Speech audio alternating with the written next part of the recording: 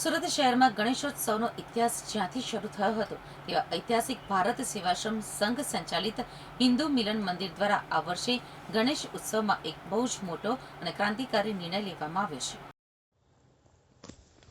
અત્રે ઉલ્લેખનીય છે કે સુરત શહેરમાં સાર્વજનિક ગણેશ ઉત્સવની ભવ્ય શરૂઆત વર્ષ 1941માં હિન્દુ મિલન મંદિરથી જ થઈ હતી.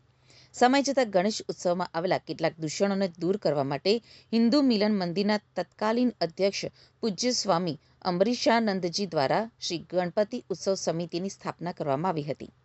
આ સમિતિ દ્વારા શહેરમાં ઇકો ફ્રેન્ડલી માટીની મૂર્તિઓની સ્થાપના માટે વ્યાપક અભિયાન શરૂ કરાયું હતું, જે આજે પણ કાર્યરત છે. પર્યાવરણની રક્ષા અને તહેવારોના કારણે ઊભી થતી સામાજિક સમસ્યાઓના કાયમી ઉકેલ માટે આ વર્ષે ઉત્સવમાં માટીની મૂર્તિના સ્થાને શ્રી ગણેશજીની ધાતુની પ્રતિમાની સ્થાપના કરવામાં આવશે.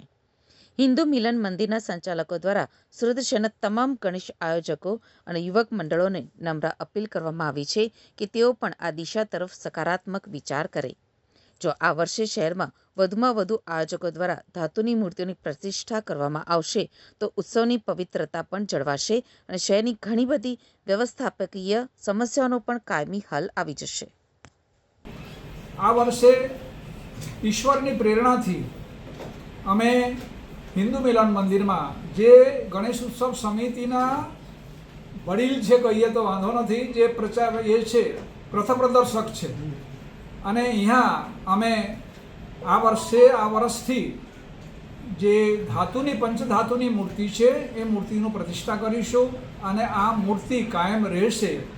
અને પૂજા માટે એક 1.25 ફૂટની મૂર્તિ, માટીની મૂર્તિ રહેશે, જેના ઉપર પૂજન વિધિ થશે અને ત્યાર પછી વિસર્જન અનંત ચૌદસના દિવસે એનું વિસર્જન કરવામાં આવશે ત્યાં એક તપેલાની અંદર, એક કુંડની અંદર. અને આ મૂર્તિ જે છે આ મૂર્તિ અમે પ્રોસેસનમાં લઈ જઈને પછી અમે લઈ આવીશું. હું સુરત શહેરના જે ગણેશ સ્થાપકો મિત્રો છે, જે લોકો વર્ષોથી આ મૂર્તિઓની સ્થાપના કરે છે, જેની સંખ્યા લગભગ 80,000થી 85,000 છે, તો આ આયોજક મિત્રોને હું અપીલ કરું છું, આપ પણ આ દિશા તરફ વિચારો અને આ પણ ધાતુની મૂર્તિની પ્રતિષ્ઠા કરો એવી અમારી બધા સંતોની લાગણી છે, જે વર્તમાન સમયને માટે અત્યંત જરૂરી છે. અને અનેક પ્રકારની જે સમસ્યાઓ છે એ સમસ્યાનું પણ એમનું સમાધાન થઈ જશે. અસ્તુ, નમસ્કાર, જય હિન્દ.